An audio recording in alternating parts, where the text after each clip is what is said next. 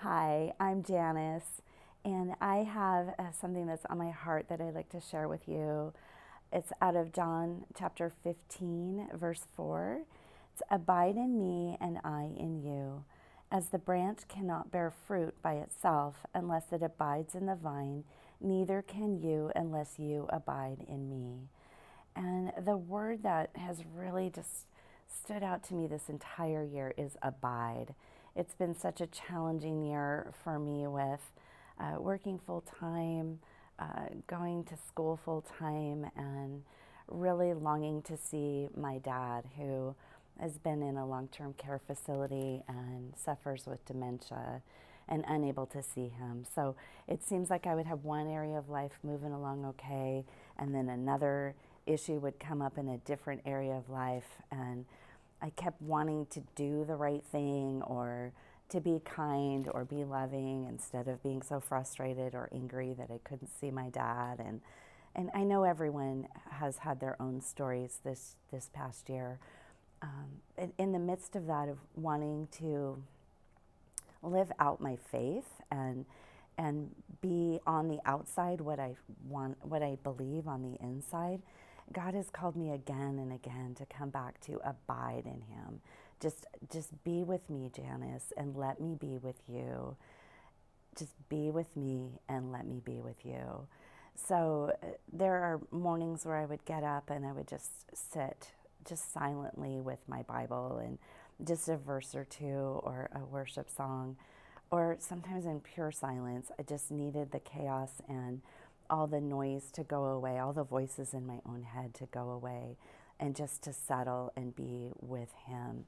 And as I've meditated and thought a lot about abide and looked it up a few places, it was, I've always kind of thought of it as living with God and dwelling with him. But over and over, it's endurance, and it's enduring without yielding. It's a stability. It's staying present with him, and that was reassuring to me. And the verse "abide in me and let me abide in you." Honestly, I had a picture of a hammock where I would just lay in a hammock and just rest with God, and the sides of the hammock kind of come over up and carry you and hold you, and that is certainly how I really think he wants us to be with him, just to simply acknowledge all of who we are, bring all of our frustrations to him, and just to settle and rest with him, and not at all be concerned about the fruit that is coming out of our life. With any kind of vine that we see, I mean, Jesus is the vine, we are the branches. The fruit comes automatically when we do the abiding in him.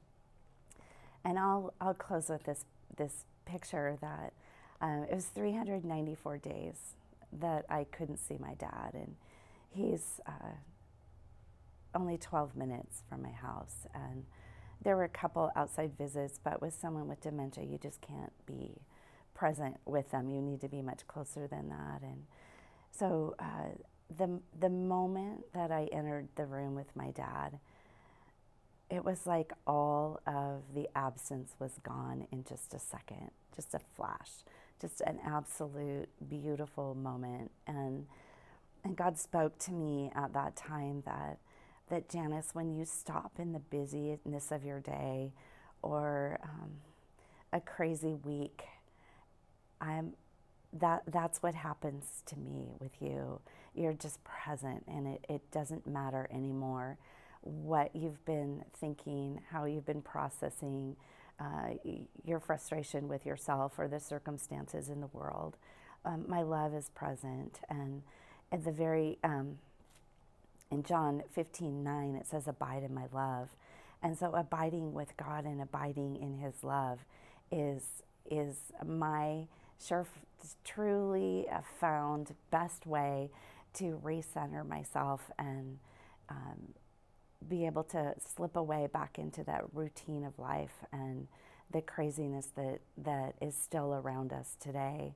So I would just encourage you to spend some time maybe in John 15:4, abiding in God and in your way, in your relationship with Him, and allow Him to speak to you and be present with you as you abide in His love.